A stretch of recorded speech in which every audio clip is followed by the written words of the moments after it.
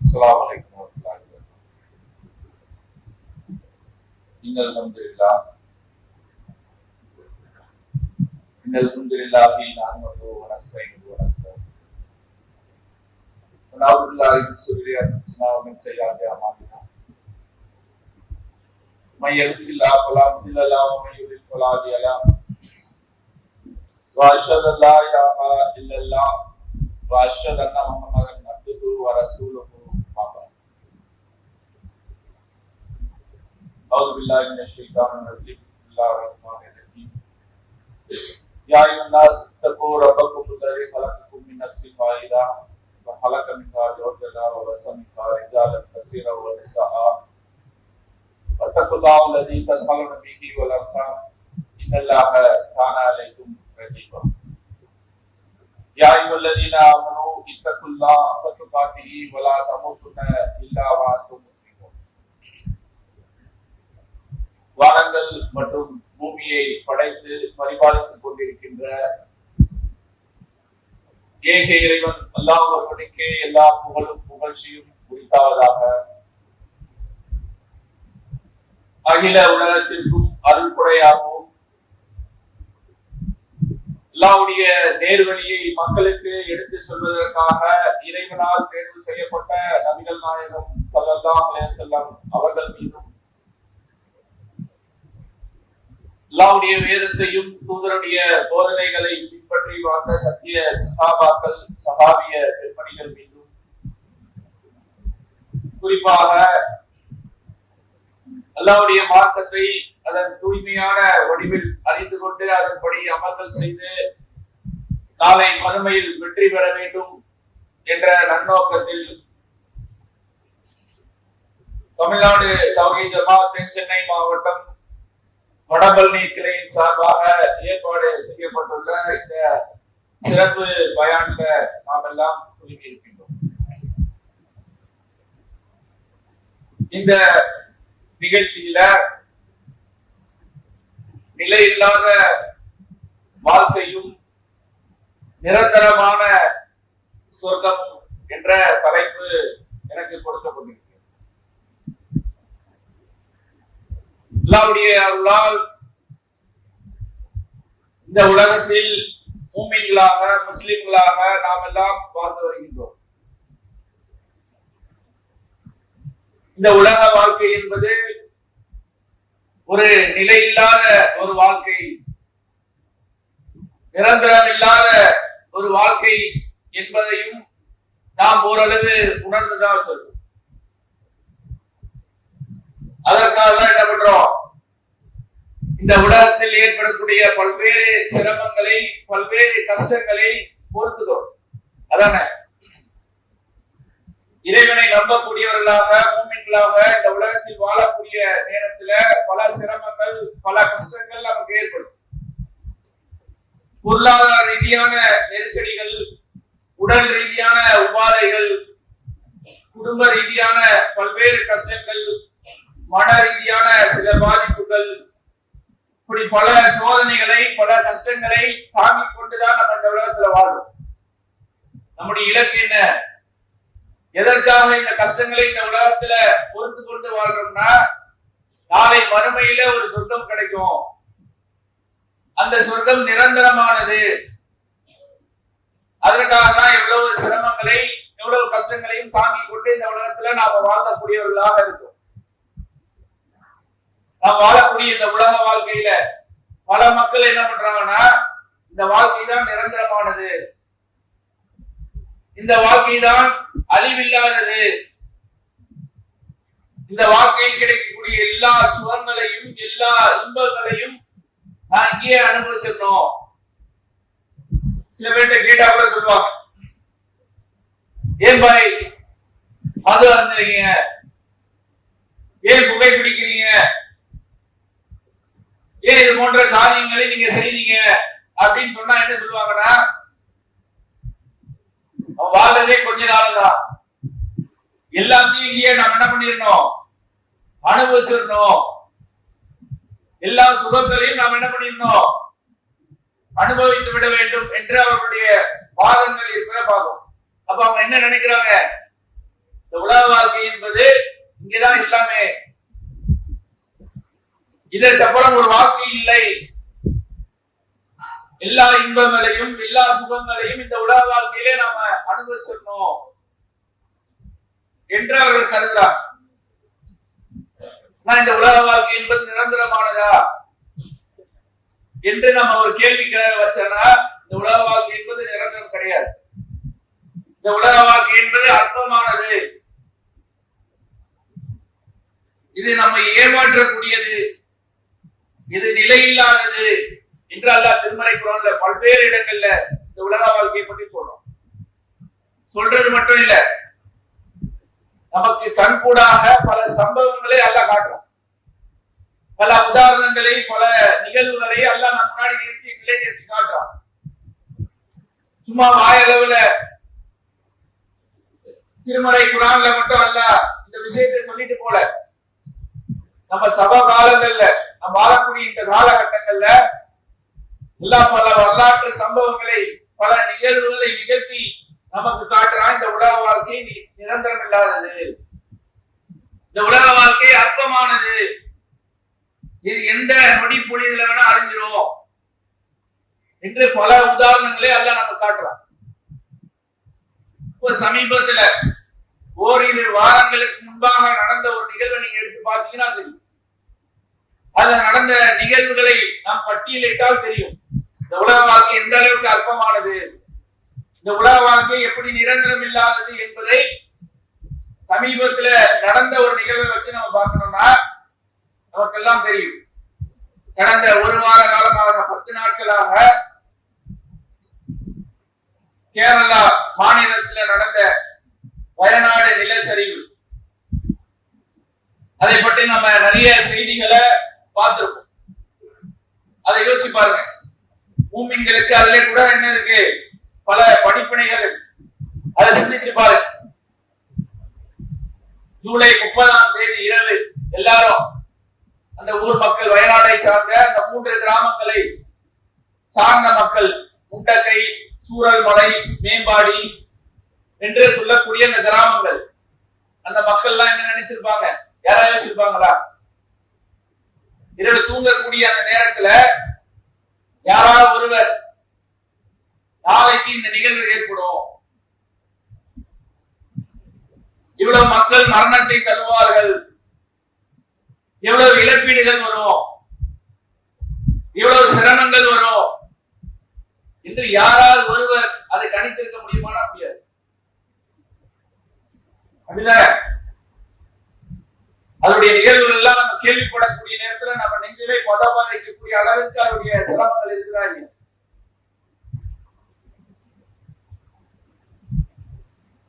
ஒடிசா மாநிலத்தை சார்ந்த ஒரு தம்பதி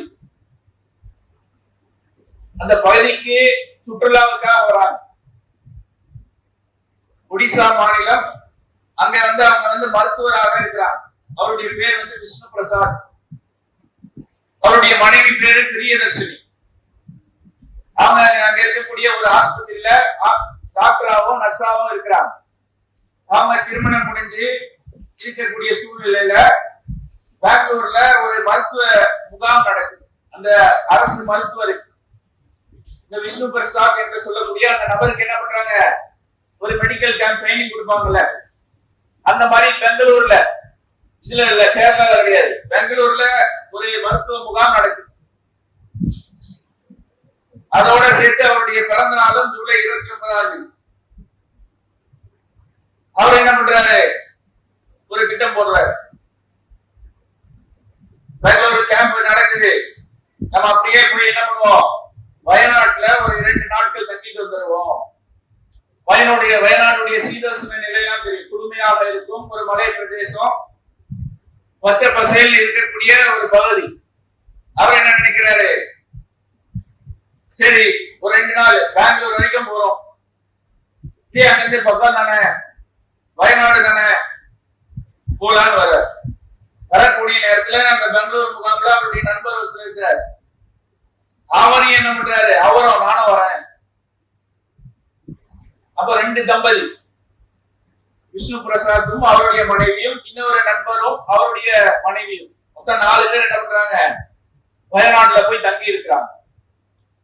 இரவு பிறந்த நாள் கொண்டாட்டங்கள் நடக்கும். ஹோட்டல்ல அவங்க என்ன பண்றாங்க, தன்னுடைய கணவருக்கு பிறந்த நாள் கொண்டாட்டங்கள்லாம் நடத்துறாங்க. நடத்திட்டு போய் படுக்கிறாங்க. நிலச்சரிவு ஏற்படுது. கணவனை எழுப்ப முடியல. எழுப்புறதுக்குள்ள எல்லாம் ஆயிடுது. இவங்க அடிச்சுட்டு போறாங்க. இந்த வெள்ளப்பெருக்கு, அந்த மலை, சேரு, சகதி எல்லாம் என்ன ஆகுது, அடித்து கொண்டு போய் இவங்களை ஸ்கூலோடைய காம்பவுண்ட்ல இவங்களும் அந்த இன்னொரு தம்பதியில் இருக்கக்கூடிய மனைவியும் அவங்க அங்க போய் மாட்டிக்கிறாங்க. இவருடைய கணவரும் இன்னொரு நபரும் என்ன ஆளை காணோம். என்ன ஆனாங்க என்னன்னு தெரியல. மறுநாள் இவங்களை என்ன பண்றாங்க, ரெஸ்கியூ டீம் இந்த 2 மனைவிமார்களையும் மீட்டெடுக்கிறாங்க. மீட்டெடுத்து ஆஸ்பத்திரியில கொண்டு போய் சேர்க்கிறாங்க. பலத்த காயங்களுடன் பலத்த அடிபட்டிருக்கு. கொண்டு போய் சேர்க்கிறாங்க. மறுநாள் செய்தி வரும், விஷ்ணு பிரசாதும் இன்னொரு நபரும் என்ன ஆள் இறந்துட்டாங்க. அதுல விஷ்ணு பிரசாத்துடைய சடலம் மீட்கப்படும். இன்னொரு நபருடைய சடலம் இது வரைக்கும் கிடைக்கும். எவ்வளவு நாள் ஆச்சு? கிட்டத்தட்ட 10 நாட்களுக்கு மேல ஆகும். 10-12 நாட்கள் ஆகும். அவங்க சிந்தனை என்ன இருந்திருக்கும், அவங்களுடைய நினைப்பு என்ன இருந்திருக்கும்? ஒடிசா மாநிலத்தை சேர்ந்தவங்க. அவங்க என்ன நினைச்சு வந்திருப்பாங்க, ஒரு மலை பிரதேசம் நல்ல குளுமையா இருக்கும், நம்ம பிறந்த நாள் எல்லாம் கொண்டாடிட்டு மகிழ்ச்சியா போனா அப்படின்னு தானே நினைச்சிருப்பாங்க. கணவனுடைய பாடி அனுப்புறாங்க ஒடிசா. இந்த பெண்ணுக்கு என்னன்னு தெரியல, சுயநினைவு இல்லாம என்ன நிலைமைன்னு தெரியாது. நேற்று இரவு கணவனோட பிறந்தநாள் கொண்டாடிய அந்த பெண்மணிக்கு என்ன செய்யறதுன்னு தெரியல. எப்படி இருக்கு யோசிப்பாங்க. நம்மளோட வாழ்வோம், நம்மளோட பயணிப்பாரு, இன்னும் ஒரு 20 வருஷம் 30 வருஷம் 50 வருஷம் நம்மளோட வாழ்வார் என்று நினைத்த அந்த கணவனுடைய உடலை சடலமா வாங்கி போறோம்.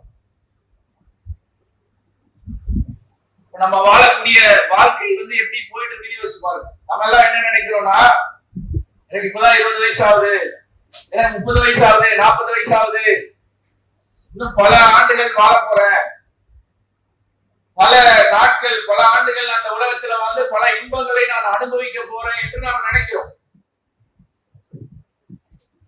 ஆனா இந்த நிலைமை எப்ப வேணா மாறலாம், இந்த நொடி பொழுதுல வேணா மாறலாம்.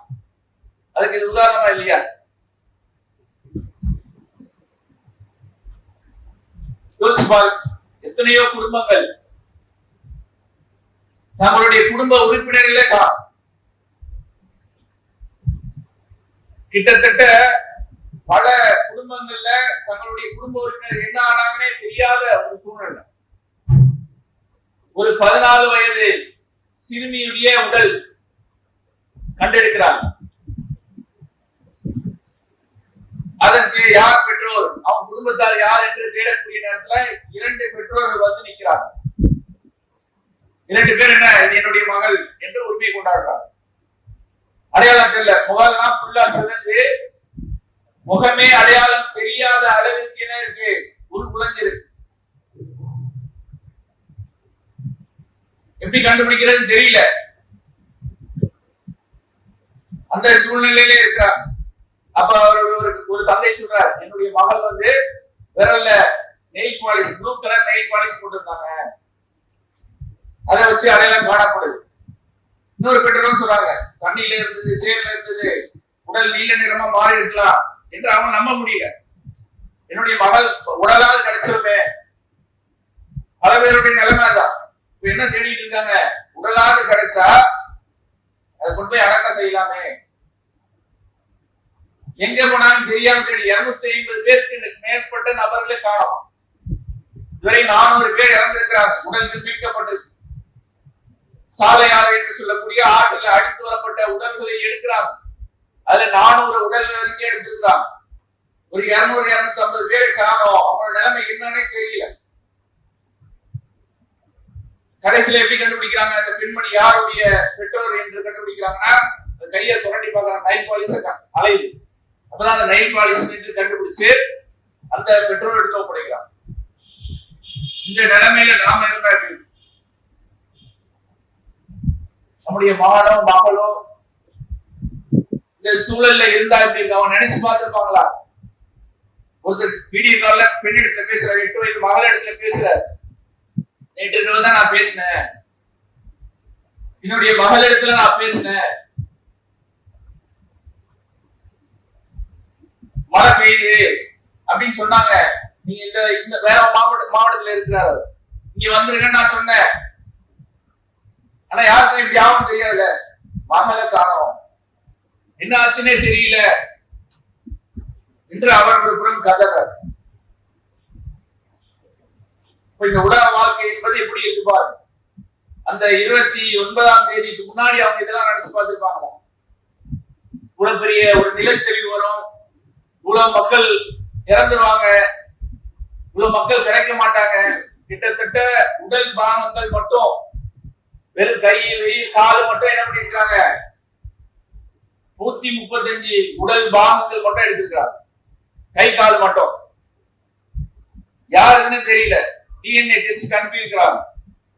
கிட்டத்தட்ட 94 உடல்களை அரசாங்கமே என்ன பண்ணுது, அடையாளமே தெரியல என்று அரசாங்கம் அடக்கம் செய்யலாம். ஒரு தந்தை என்ன பண்றாரு, தன்னுடைய மகளுடைய கையை கண்டுபிடிக்கிறார். எப்படி கண்டுபிடிக்கிறாரு? கையில திருமணத்தின் போது போட்ட அந்த மோதிரம், இது என்னுடைய மகளுடைய கைதான். அதற்கு இறுதி சடங்கு செய்து என்ன பண்றாங்க, அடக்கம் செய்யலாம். இதான் மனுஷனோட வாழ்க்கை. யதார்த்தம் இதான். நம்ம நினைக்கிறோம் நிரந்தரமான ஒரு வாழ்க்கை, இதுல எல்லாத்தையும் நம்ம அனுபவிச்சிடலாம் என்று நாம் நினைக்கிறோம். இன்னொரு சம்பவம், இது இவ்வளவு சிரமங்கள் இருந்தாலும் இன்னொரு சம்பவம் பார்க்கிறோம். வருகிற செய்திகள், ஒரு ஆதிவாசி குடும்பத்தை சேர்ந்த ஒரு பெண் என்ன பண்றாங்க, இந்த கிராம பகுதியில அலைகிறாங்க. இந்த மீட்பு பணிகளை செய்யக்கூடிய நேரத்துல ஒரே கையில ஒரு குழந்தையோட அலைகிறாங்க. அவங்களை கூட்டு அந்த முகாம்களை தங்க வைக்கிறாங்க. தங்க வச்சோன்னா அந்த முகாம் விட்டு நம்ம திருப்பி போயிடறாங்க. திருப்பி பார்த்தா அந்த காடுகளிலே திருப்பி அலைஞ்சிட்டு இருக்கிறாங்க. அதை சுற்றி இருக்கக்கூடிய காடுகள்ல கிட்டத்தட்ட அந்த காடுகள் தான், வயநாடு என்பது முன்னாடி காடுகளா தான் இருந்தது. அதை இப்பதான் என்ன பண்ணிருக்காங்க, 37,000 ஏக்கராக தேயிலை தோட்டங்களாக, ரெசார்ட்டுகளா மாத்திருக்கிறாங்க. இந்த காடுகளை திரும்பி அந்தமா போய் அலைகிறாங்க. இவங்களுக்கு ஒரே குழப்பம், என்னாச்சுன்னு கேட்டோம்னா அவங்களுக்கு அழகான முறையில உணவு எல்லாம் கொடுத்து என்ன உங்க பிரச்சனை என்று கேட்கக்கூடிய நேரத்துல அந்த பெண்மணி சொல்றாங்க, என்னுடைய கணவன் குகையில இருக்கிறார். ஆதிவாசி மக்கள் அவங்க இந்த குகையிலே தங்கி இருக்கிறாங்க. அங்கே 2 குழந்தைங்க. அவங்கெல்லாம் இந்த சிட்டியே கிராமங்கள்ல பார்த்துக்கிறேன், காட்டிலேயே தங்கி இருக்கக்கூடிய மக்கள்.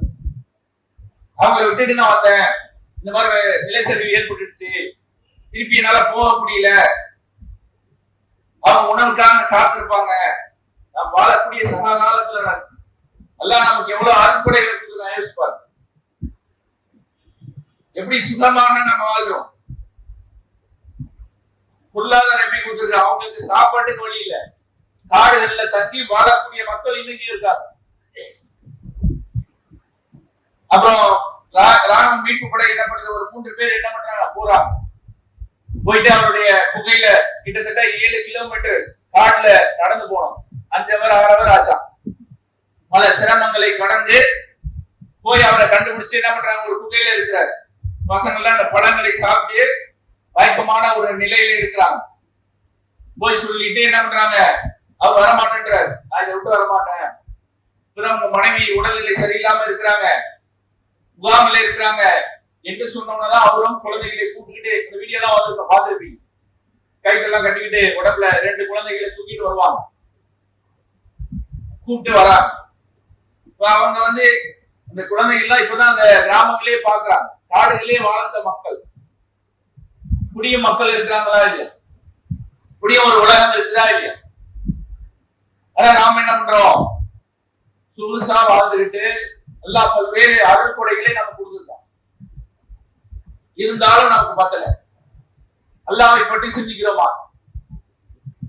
நம்ம ஜாலியா இருக்கிறோம், நம்ம நினைக்கிறோம், சந்தோஷமா இருக்கிறோம், மகிழ்ச்சியா இருக்கிறோம், நமக்கு எந்த கஷ்டமும் கிடையாது என்று நாம் நினைத்துக் கொண்டு இந்த உலகத்துல வாழ்ந்துட்டு இருக்கோம்.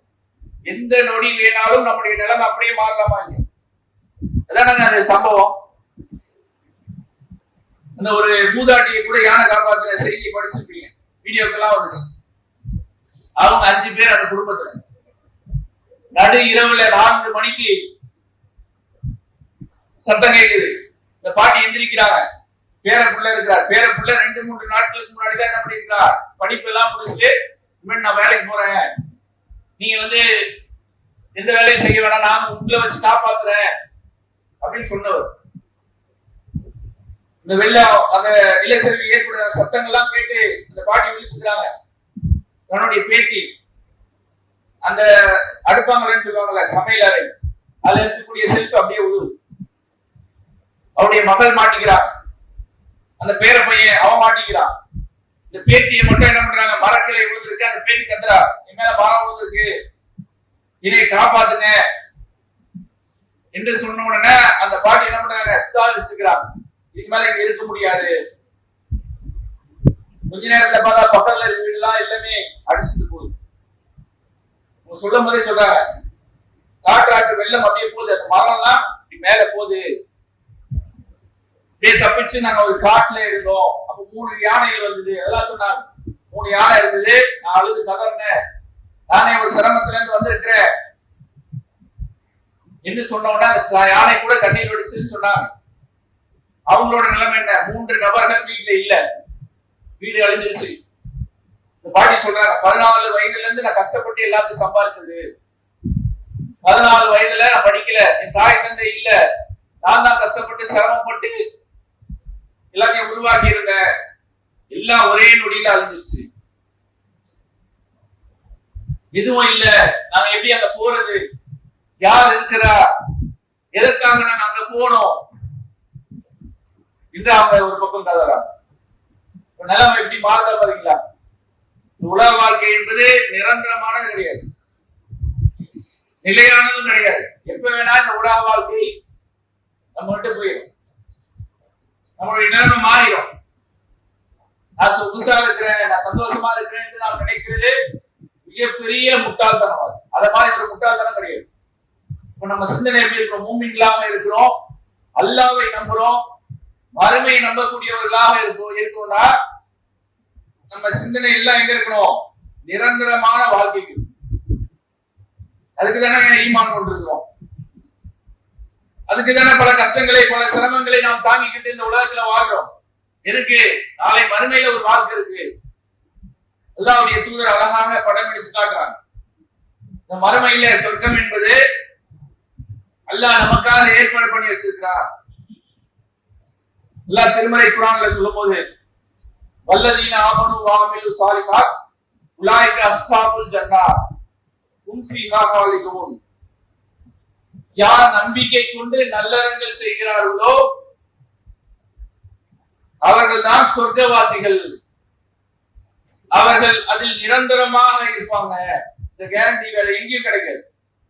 நிரந்தரம் என்ற வார்த்தை இருக்குல்ல, இந்த உலகத்துல எங்கேயும் நாம் அதை பயன்படுத்தவே முடியாது. நாளை மறுமையில தான் அந்த வார்த்தையே முழுமையான அர்த்தமே வரும். எது நிரந்தரம் கிடையாது. இந்த உலகத்துல எல்லாம் நிரந்தரம் நம்ம நினைக்கிறோம்ல, எதுவுமே நிரந்தரம் கிடையாது. சாப்பிடுற உணவு நீங்க சாப்பிட்டுட்டே இருக்க, கிடைச்சுக்கிட்டே இருக்கு. பிரியாணி கொடுக்குறாங்க, சாப்பிட்டுக்கிட்டே இருக்கிறோம், டேஸ்டா இருக்கும். ஒரு கட்டத்துக்கு மேல என்ன ஆயிடும், நடக்குதா இல்ல? கல்யாணம் ஆன புதுசுல கணவன் மனைவிக்கு இருக்கக்கூடிய அந்யோன்யம் எப்படி இருக்கும் தெரியுமா? 6 மணி ஆனா வீட்டுல இருப்பார், கேட்கறதுக்கு முன்னாடியே எல்லாம் வாங்கி தருவார்.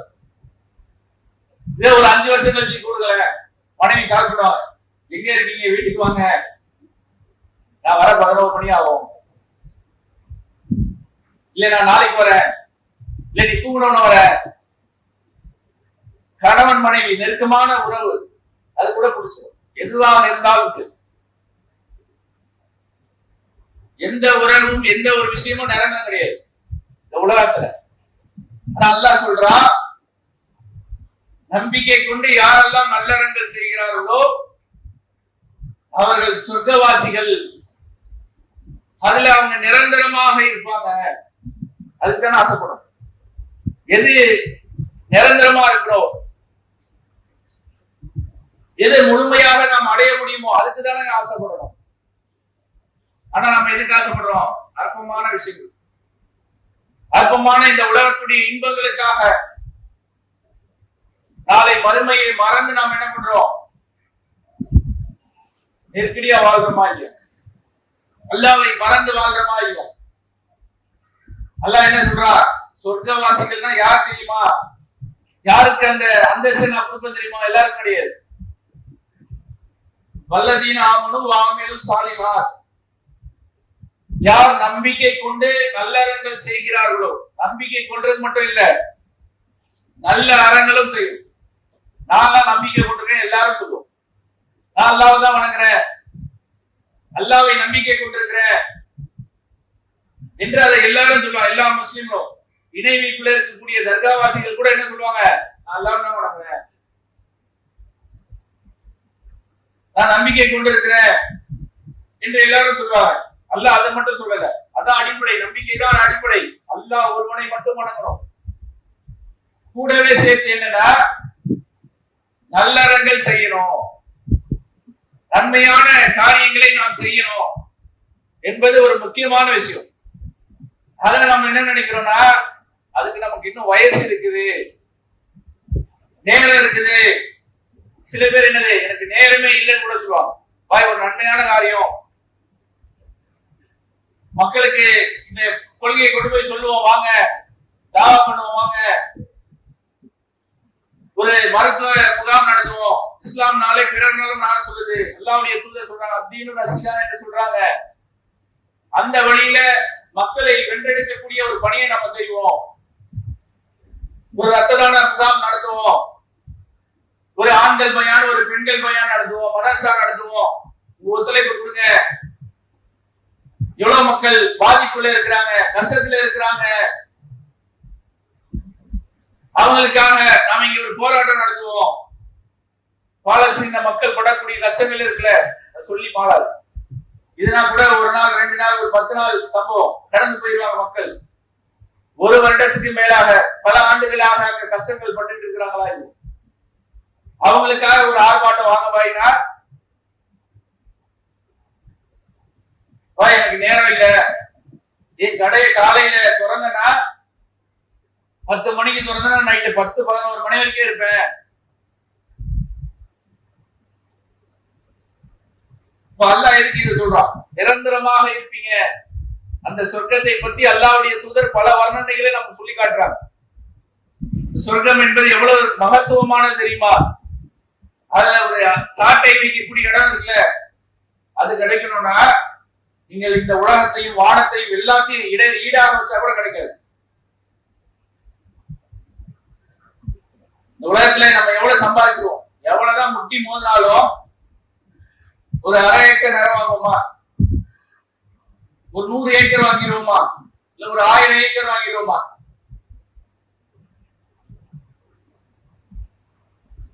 அல்லாஹ்வுடைய தூதர் சொல்றாங்க, அந்த சொர்க்கத்துல ஒரு சாட்டை வைக்கக்கூடிய இடம் என்பது இந்த உலகம், இந்த பூமி இருக்குல்ல, பூமி வானங்கள் அனைத்தையும் சேர்த்தாதான் அது ஒரு சாட்டை வைக்கக்கூடிய இடம். இன்னும் கூடுதலாக சொல்றாங்க, ஒரு மரம் இருக்கு, அந்த மரத்துடைய நிழல் எப்படி தெரியுமா இருக்கும்? ஒரு மனிதர் அந்த மரத்துடைய நிழலை கடக்கணும்னா 100 ஆண்டுகள் ஆகும். சொர்க்கத்துடைய இன்பம். கர்ப்பமான சின்ன சின்ன விஷயங்களுக்கு ஆசைப்படுறோம்ல, அல்லாஹ்வுடைய தூதர் சொல்றாங்க, அந்த சொர்க்கத்தில் இருக்கக்கூடிய ஒரு மரத்துடைய அந்த நிழலை நீங்கள் கடக்கணும்னா 100 ஆண்டுகள் ஆகும். உலகத்தையே நீங்க சுத்தி வரணும்னா 3,60,000 கிலோமீட்டர் கணக்கிட்டு இருக்கிறாங்க. மொத்த உலகத்தையே நம்ம சுத்தி வரணும்னா 3,60,000 கிலோமீட்டர். சரியா? கரெக்டான தெரியாது, சொல்றதுதான். சரியா? அதுக்கு ஒரு வருடம் கூட போகுது. ஒரு மனிதர் 100 வருடம் பயணிக்கிறார்னா எவ்வளவு தூரம் யோசிச்சு பாரு. இதெல்லாம் எதுக்காக அல்லாஹ்வுடைய தூதர் நம்ம சொல்லியிருக்காங்க. அல்லாஹ்வுடைய தூதர் சொல்லும் போது என்ன சொல்றாங்க? எந்த ஒரு கண்ணும் பார்த்திராத, எந்த காதும் அதை பற்றி கேட்டிராத, எந்த உள்ளமும் அதை பற்றி சிந்தித்திராத ஒரு சொர்க்கத்தை அல்லாஹ் தயாரிச்சு வச்சிருக்கிறான் சொல்லிட்டு அல்லாஹ்வுடைய தூதர் சொல்றாங்க, அல்லாஹ் நமக்கு சில சொற்பமான சொர்க்கத்தை பற்றிய விஷயங்கள் தான் சொல்லியிருக்கிறான். இல்ல அந்த சொர்க்கத்துலதான் இது. ஒரு மரம் 100 வருடங்கள் பயணிக்கக்கூடிய அளவுக்கு நிழல் தரம்னா எவ்வளவு பெரிய மரமா இருக்கும். எல்லாம் சொற்பம் என்று சொல்றான்.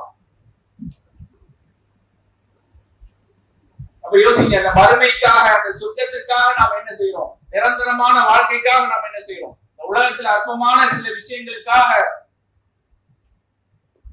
அதற்காக நம்முடைய நேரத்தை அதிகமாக செலவு செய்யறோமா இல்லையா? காலையில் எழுந்த உடனே என்ன யோசிக்கிறோம்? நீ வியாபாரம் எப்படி பண்றது, அதை எப்படி டெவலப் பண்றது, அதுக்கு என்ன சோசியல் மார்க்கெட்டிங் என்ன பண்ணலாம், இன்ஸ்டாகிராம்ல போடலாமா, பேஸ்புக்ல போடலாமா, இல்ல கூகுள் ஆட்ஸ்ல போடலாமா, இப்படி எல்லாம் யோசிக்கிறோம்ல. தப்பு கிடையாது, யோசிக்கலாம். உங்களுடைய வியாபாரத்தை பெருக்குவதற்காக நீங்கள் யோசிப்பது தவறு கிடையாது. ஆனா அது நிரந்தரமா யோசிக்க. எந்த நேரம் வேணா மாறலாமா இல்லையா? நிலச்சரிவு எடுத்தீங்கன்னா எல்லா சோதனையும் அல்ல. பல்லாயிரக்கணக்கான சாகுபடி பண்ண எல்லாத்தையும் அடிச்சு போயிடுச்சு. பல வீடுகள் இல்ல, உயிர் பலி, உடல் ரீதியான பிரச்சனை, வியாபாரம் இல்ல, எல்லாமே அழிஞ்சிச்சு. எல்லாம் சொல்றாங்கல்ல, உங்களை சோதிப்பேன், கவலையை கொண்டும் பயத்தை கொண்டும் உங்களுடைய பொருட்களை பறித்தும் உயிர்களை பறித்தும் விளைச்சலை அழைத்தும் நான் என்ன பண்ணுவேன், சோதிப்பேன்னு சொல்றாங்க. அத்தனையும் அங்க நடக்குது. அதானே, வீடு போயிடுச்சு, வியாபாரம் போயிடுச்சு, சொந்த பந்தம் உயிரிழப்பு ஏற்பட்டுடுச்சு, திருப்பி அவங்க புறநமைக்கிறதுக்கே பல வருடங்கள் ஆகும்.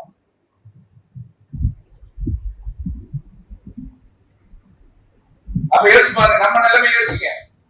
நாம இந்த வியாபாரம், இந்த உலக வாழ்க்கை, இதை சுத்திய ஓடுறமே, நாளை மறுமைக்காக நம்ம என்ன சேர்த்து வச்சோம்? அதற்காக என்ன முயற்சி செய்யற நிலைமை யோசிக்கிறோம். இன்னைக்கு நான் எழுந்திருக்கிறேன்னா நாளை மறுமைக்காக, அந்த நிரந்தரமான சொர்க்கத்துக்காக நான் என்ன செஞ்சேன்?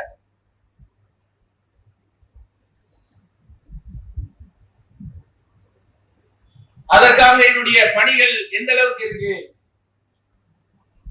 யோசிச்சு பாருங்க. நம்ம நிரந்தரமா இந்த உலகத்துல இதெல்லாம் விட்டுருங்க, பெரிய பேரிடர் இதெல்லாம் விட்டுருங்க. இந்த உயிர் எவ்வளவு நேரம் இருக்கு? இது நிரந்தரமா? எல்லா உயிரினமும் மரணத்தை சுவைத்தே தீர்ந்தன. எந்த நொடி மரணம் வரும் தெரியுமா? நீங்க பல கஷ்டங்கள் பட்டிருப்பீங்க, உங்க குடும்பத்துக்காக பல சிரமங்கள் பட்டிருப்பீங்க, பல தியாகங்கள் செஞ்சிருப்பீங்க, உங்க குடும்பத்திற்காக, பொருளாதாரத்தை ஈட்டுவதற்காக. பெண்கள் பல உழைப்பை செஞ்சிருப்பாங்கல்ல. இதெல்லாம் நிரந்தரமான நிரந்தரம் இல்ல. உயிர் உங்களுக்கு நிரந்தரம் கிடையாது, எப்ப வேணா போகுமா இல்லையா?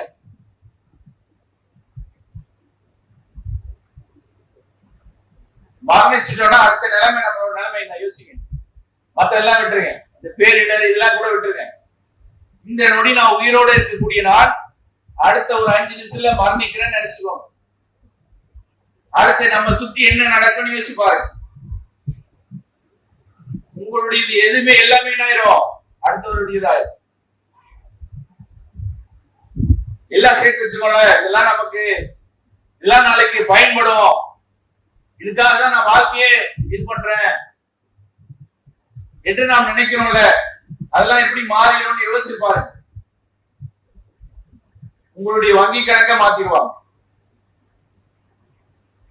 உங்க செல்போன் இருக்குல்ல, அது கூட பிடிக்கிறோம். எதை உயிரா நினைக்கிறோமோ, காலையில எழுந்த உடனே எதுக்கு முன்னாடி கண் விழிக்கிறோமோ, நீங்க மரணிச்சீங்கன்னா அந்த செல்போன் என்ன ஆயிடும்? யாராவது எடுத்துருவாங்க, யாராவது சொந்தம் கொண்டாடிடுவாங்க, உங்களுடைய உடைமைகளுக்கு சொந்தம் கொண்டாடிடுவாங்க, உங்களுடைய ஆடைகளை கூட என்ன பண்ணுவாங்க, இது இவர் கொடுத்துருவோம், இது அவர் கொடுத்துருவோம். ஒரு 3 மணி நேரம் 4 மணி நேரம் பாப்பா அவங்க போய் கஷ்டமா சோகமா நிற்பான். அதுக்கப்புறம் என்ன பண்ணுவா? போன் எடுத்து போய் விளையாடி. நடக்குமா நடக்காது? நடக்குமா நடக்காதா? எவ்வளவு நேரம் தான் துக்கத்திலே இருப்பான். எவ்வளவு கஷ்டப்பட்டு அவனை வளர்த்தோம், ஒரு 2 நாள் 3 நாள் கூட அவனால துக்கத்துல இருக்க முடியாது. ஏன்னா அப்படிதான் மாறிட்டு. ஒரு 3 மணி நேரம் வச்சிருப்பாங்க, உங்களை ஒரு 4 மணி நேரம் வச்சிருப்பாங்க. வெளிநாட்டுல கஷ்டப்பட்டு சம்பாதிப்பார். தன்னுடைய இளமை எல்லாம் துவச்சு தன்னுடைய குடும்பத்தை விட்டு போய் அங்க என்ன பண்ணுவாரு, கஷ்டப்பட்டு சரி அங்க இருந்தா நல்ல காசு சம்பாதிக்க முடியும் என்று அந்த பணத்தை அனுப்பி இங்க வீடு கட்டிப்பார். டைல்ஸ் கீல்ஸ் எல்லாம் போட்டு ஸ்பெஷலா கட்டிப்பார். ஆனா உங்கள் உடல் வந்தவொடனே என்ன பண்ணுவாங்க, ஒரு 3 மணி நேரம் 4 மணி நேரம் தான் வச்சிருப்பாங்க. அதுக்கப்புறம் என்ன சொல்லுவாங்க, பேரை கூட விட்டுருவாங்க. ஜனாசா பாதிக்கும். அதான் சொல்லுவாங்க, இல்ல இவர்தான் கஷ்டப்பட்டு சம்பாதிச்சாரு, இவர்தான் இந்த குடும்பத்துக்கு எல்லாம், இவரை இங்கேயே இருக்கட்டும், இவரை நான் விட மாட்டோம் என்று யாராவது சொல்லுவாங்கன்னா சொல்ல மாட்டாங்க. யதார்த்தமா தான் கொண்டு போய் அடக்கம் பண்ணிடுவாங்க. ஒரு 2 நாள் 3 நாள் 1 மாதம் அவ்வளவுதான். அதுக்கப்புறம் நம்மளுடைய நினைவுகள் எல்லாம் எதுவுமே கிடையாது. எதிர்பார்க்க நம்ம முன்னோர்கள் எல்லாம் இருக்காங்கல்ல, அவங்க எந்த அளவுக்கு நினைக்கிறோம். நம்முடைய தாத்தா இருப்பாரு, நம்முடைய பாட்டி இருப்பாங்கல்ல, நினைச்சுட்டு இருக்க மாட்டேங்கி. அது மாதிரிதான் நம்மளும். இந்த உலக வாழ்க்கை அவ்வளவுதான். மறுமைக்காக என்ன செய்கிறோம், அதுதான் நிரந்தரம், அதுதான் அழியாதது. அல்லாஹ் அதை கேரண்டியா சொல்றான். காலிதீன ஃபீஹா என்று சொல்றான். நிரந்தரமாக இருப்பார்கள். யாரு நம்பிக்கை கொண்டு நல்லறங்கள் செய்யறாங்களோ, யார் அல்லாஹ்வின் படி இந்த உலகத்துல வாழ்றாங்களோ, அவங்களுக்கு தான் அந்த சொர்க்கம். அல்ல அவங்க நிரந்தரமாக இருப்பாங்க. முதுமை கூட வராது. அங்க முதுமையினே கிடையாது. எல்லா இளமையான தோற்றத்தோட இருப்பாங்க. எல்லாருடைய தூது சொல்றாங்கல்ல, சந்தை இருக்கும். வெள்ளிக்கிழமை செஞ்சீங்கன்னா இந்த சொர்க்கவாசிகள் கூடக்கூடிய ஒரு சந்தை இருக்கும். அந்த சந்தைக்கு போகக்கூடிய நேரத்துல ஒரு காற்று அடிக்கும். நமக்கு எல்லா துணைகள்லாம் இருப்பாங்கல்ல, ஆண்களுக்கும் இருப்பாங்க, பெண்களுக்கும் இருப்பாங்க. துணைகள் தான் ஆண்கள் மட்டும் நினைக்கக்கூடாது. பெண்களுக்கும் துணைகள் இருப்பாங்க, ஆண்களுக்கும் துணைகள் இருப்பாங்க. இந்த உலகத்துலதான் ஒரு மடங்கள், ஒரு 4 கணவன் 4 மனைவி இதெல்லாம் வரும். வறுமையில அல்லாஹ் என்ன சொல்றா, அல்லாஹ்வுடைய தூது சொல்றாங்க, பல துணைகள் இருப்பாங்க. முத்து போன்ற வீடு இருக்கும். அதுல பல அறைகள்ல பல துணைகள் இருப்பாங்க. ஒருவரை ஒருவர் பார்க்க மாட்டாங்க. அதை நினைச்சா யாரை எந்த வீட்டுக்குள்ள கூட போலாம். இந்த சந்தைக்கு போயிட்டு வந்தவன கேட்பான், நீங்க ரொம்ப முன்ன இருந்ததை விட ரொம்ப அழகா பொலிவாயிட்டீங்க, முன்னாடி இருந்ததை விட அழகு கூடுமா. இங்க என்ன வரும், அழகு குறைஞ்சிட்டே வரும். கல்யாணம் ஆன புதுசுல எப்படி வர்ணிப்பான், மனைவி பத்தி சொல்லுங்கன்னா கவிதை தான். கூட அழகா இருக்கீங்க, என் மனைவி பற்றி பேசுனா நான் ஒரு கவிஞனா மாறிடுவேன். ஒரு 5 வருஷம் கழிச்சு கேளுங்க, மாறிடும். எல்லாம் மாறிடுமா இல்லையா? கணவனுக்கு அதே நிலைமைதான். ஆனா அங்க அப்படி கிடையாது. அவங்க என்ன சொல்லுவாங்களா, போனதை விட இப்ப ரொம்ப அழகாகவும் பொலிவாகவும் ஆயிட்டீங்க. இவர் என்ன சொல்லுவாரா, நான் பார்க்கும் போது இருந்த அழகை விட பொலிவை விட இன்னும் உங்களுக்கு கூடுதல் ஆயிடுச்சு. 2 பேரும் காம்ப்ளிமெண்ட். எப்படி இருக்கு வச்சுப்பாரு. தேனாறு ஓடுமா, எப்படி தேனாறு ஓடும். இங்க இருக்கிற மாதிரி எல்லாம் கிடையாது. இங்க எல்லாம் என்ன பண்ணுவோம், கலப்படம் தான். கலப்படம் டெஸ்ட் பண்றதுக்கு பல யூடியூப் சேனல்லாம் இருக்கு. தேனை கண்டுபிடிக்கிறதுக்குன்னே பல சேனல் வச்சிருக்கிறாங்க. விளையாட்டா சொல்லுவாங்க, தேனை நாய் நக்காதுன்னு பாத்துருக்கீங்களா? தேனை நாய் நக்காது, நாய் சாப்பிடாது. உடனே ஒரு மனைவி என்ன பண்ணாங்களா, தேன் வாங்கி வச்சிருக்கிறாங்க. எங்க தேன் வாங்கியிருக்கேன், கொஞ்சம் டேஸ்ட் பண்ணி பாருங்க அப்படின்னு சொல்லி இருக்கிறாங்க. அவர் அங்க இப்போ வேலை இல்லை அப்படின்னு. இப்ப கரெக்ட் ஒரிஜினல் தேன் தான். ஏன் வரல, அதெல்லாம் நடக்குதா இல்லையா? அந்த தேன் அப்படி கிடையாது. குடிக்க குடிக்க திகட்டவே திகட்டாகும். மது ஆறு ஓடும், பாலாறு ஓடும். பாலை குடிக்காதீங்கன்றாங்க. ஏன்னா அது ஃபுல்லா சோப் ஆயில். அதை நுரைக்கிறதுக்காக கெட்டு போகாம என்ன பண்றாங்க, சோப்பு தான். சோப் ஆயில் அந்த கெமிக்கல்லாம் இருக்கும்ல, நுரைச்சி பால் வரணும், உப்பிடும். அதுக்காக என்ன பண்றான், பல கெமிக்கல் போடுறான். ஏன்னா அங்க அப்படி இல்லை. தூய்மையானதாக நம்ம எதிர்பார்க்க முடியாத அளவுக்கு, நம்மளால சொல்லவே முடியாது அந்த அளவுக்கு தேனாறு பாலாறு ஓடுனா அல்லாஹ் எப்படி தயாரிச்சு வச்சிருப்போம். எல்லாம் குறைஞ்சதுன்றார் அல்லாஹ்வுடைய தூதர் சொல்லும்போது எல்லாம் குறைந்த சொற்பமான விஷயங்களை தான் வெளிக்காட்டியிருக்கா அல்லாஹ். இன்னும் நிறைய இருக்கு, எக்கச்சக்கமா இருக்கு அந்த இன்பங்கள். அதில் நிரந்தரமாக இருப்பார்கள், மரணமும் கிடையாது. இதற்காக நாம என்ன பண்றோம் யோசிச்சு பாருங்க. அல்லாஹ்வுக்கு செய்ய வேண்டிய கடமைகளை நாம் செய்யறோமா? தொழுகையை சரியா நிலைநாட்டுறோமா? யோசிச்சு பாருங்க. தொழுகை என்னங்க பெரிய விஷயமா? குறைஞ்சது ஒரு நாளைக்கு 1/2 மணி நேரம் பரலான தொழுகை தொழுனா 1/2 மணி நேரம் ஆகும். எல்லா வக்தையும் சேர்த்தீங்கன்னா ஃபஜருக்கு ஒரு 5 நிமிஷம், லோஹருக்கு ஒரு 7 நிமிஷம், அசருக்கு ஒரு 7 நிமிஷம், மக்ரிபுக்கு ஒரு 7 நிமிஷம், இஷாக்கு ஒரு 10 நிமிஷம் வச்சா கூட உங்களுக்கு 1/2 மணி நேரம் 40 நிமிஷத்துக்கு மேல ஆகாது. ஆனா உலக விஷயத்துக்கு எவ்வளவு நேரம் செலவு பண்ணும்? ஆய்வாளர்கள் சொல்றாங்க ஒரு நாளைக்கு ஒரு மனிதன் 4 மணி நேரம் என்ன பண்றான்? போனை பாக்குறான். 4 மணி நேரம் போனை பார்க்கறதுலே ஒரு நாளைக்கு சராசரியாக 4 மணி நேரம் செலவு செய்யறான். அல்லாஹ்வை வணங்குவதற்கு ஒரு 40 நிமிஷம் நம்மளால செலவு செய்ய முடியலன்னா நம்மை விட நஷ்டவாளிகள் வேறு யாருமே கிடையாது. அதெல்லாம் நம்ம என்ன பண்றோம்? விலகணும். இந்த மார்க்கம் என்பது அழகான முறையில அல்லாஹ் நமக்கு கொடுத்திருக்கிறோம். இல்லாஹி தீனுல் ஹாலிஸ், அழகான மார்க்கம் அல்லாஹ்வுக்குரியது. அழகான வழிமுறைகள் இருக்கு. அதை நாம் சரியாக நடைமுறைப்படுத்தினால் அந்த நிரந்தரமான சொர்க்கம் கிடைக்கும். அதற்கான முன்னெடுப்புகளை நாம் செய்யணும். சும்மா பயம் கேட்டு போறதோட இல்லை, நம்முடைய வாழ்க்கையில் என்ன மாற்றம் ஆயிருக்கு. தொழுதுலன்னா நான் சரியா தொழுகணும், 5 வேளை சரியாக கொள்ளக்கூடியவனாக நான் இருக்கணும், நல்ல வார்த்தைகளை பேசணும், தான தர்மங்களை செய்யணும், சமுதாய பணிகள்ல மார்க்கம் பணிகள்ல அழைப்பு பணிகளை என்னை ஈடுபடுத்திக்கணும். அதுக்காக நேரம் வருது. அதுக்காக உங்களுடைய திட்டமிடல செய்யுங்க. இந்த உலக வாழ்க்கை நிரந்தரம் இல்லாது, எப்ப வேணா அழிச்சிடலாம். நாளைக்கு மறுமையில பயனளிக்கக்கூடியது உங்களுடைய நல்ல அறங்கள் தான். அதுதான் நாளைக்கு பேசும். உங்களுடைய பேங்க் பேலன்ஸோ, உங்களுடைய சொந்தக்காரங்களோ, உங்களுக்கு இருக்கக்கூடிய அதிகாரங்களோ, புகழோ நாளைக்கு மறுமையில வராது. வரக்கூடிய ஒரே விஷயம் உங்களுடைய நல்லறங்கள் தான். அந்த நல்லறங்கள் நாளை மறுமையில நமக்காக பேசணும்னா அல்லாஹ் கொடுத்திருக்கிற ஒரு வாய்ப்பு இன்னும் நமக்கு இருக்கு.